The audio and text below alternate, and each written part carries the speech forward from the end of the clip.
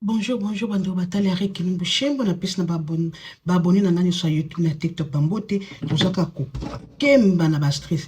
Oza stress soki mutu lingo tela naturellement ozaka pembo bongsa pembe nao ozala ka mwindu oza oyebongsa eko bongsa mwindu na ngolo pe okoma pe soko lingo koma chocolat kokoma. Toza na ba stress toza na sukali. Brown sugar to white sugar ko salila. Toza na maki. Na maki yo bandeko na kozwa kaka blanc d'œuf. Na kozwa kaka blanc d'œuf. Blanc d'œuf na maki yango na zwa kaka blanc d'œuf. Sima na kobakisa lutu moko ya sukali yango yo.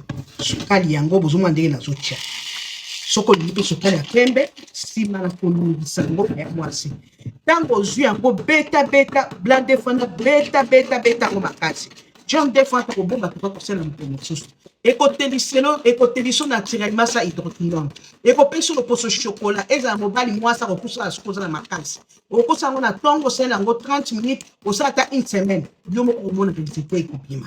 OK awa na jusqu'o na zo pako. Ozo na pakoli maki na kosala ngo 30 minutes ba ya mwasi. Ozo nika basukala na pe enikama.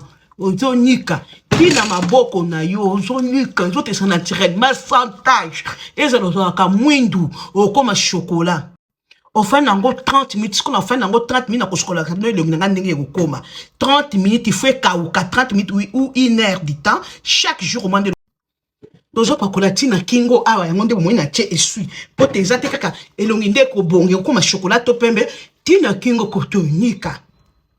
Et après on a sokola longi na nga na pangu sime na esu koninga ka boyete ko bebi solo ko koma rouge ba pangu sa pa boy ye tozo masé sima na ngona ko pakola mafuta na nga Johnson ya ba bébé awa sikona za naturel na otiko sokola na ngai après astris wana na pakoli bomoni ndenge bimi soko se nango une semaine okopesa na raison mais ta pesa na raison toza na maki blanc d'œuf na sukali to poti yango sima to poka yango ose nango ata 30 minutes ou une heure du temps oye ko sokole longi ça nango ata une semaine ya mwasi au moins ndenge oko changer okomona kozana longi awa tampo ekozala te okozala longi sa tonche ba bouton soko za ba bouton pe ekausaka ba bouton soko tia stress ono na ba bouton pesa ya mwasi soko landisi yango une semaine en tout cas ekausaka ba bouton okotia n'importe quel crème dans la tia glycérine pona biso toza na moi na kati Australie yango nde na pakoli glycérine ngo pakoli mafuta te et na pakoli hydroquinone te na pakoli glycérine na ba bébé soki na linabi mapoto toza na moi makasi